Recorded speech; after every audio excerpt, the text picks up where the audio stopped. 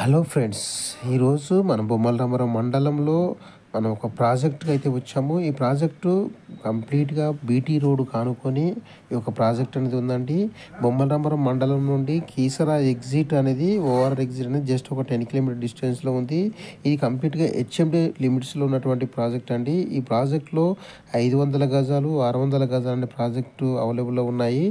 మంచి ప్రాపర్టీ అండి. ఈ ఏరియాలో ఇంత తక్కువ బడ్జెట్లో ఎవరైతే ప్రాపర్టీ లేదండి. ఇది హెచ్ఎండి పరిధిలో ఉంది కాబట్టి ఇక్కడ మినిమం 20,000 ఫర్ స్క్వేర్ యార్డ్ అయితే ఉంది.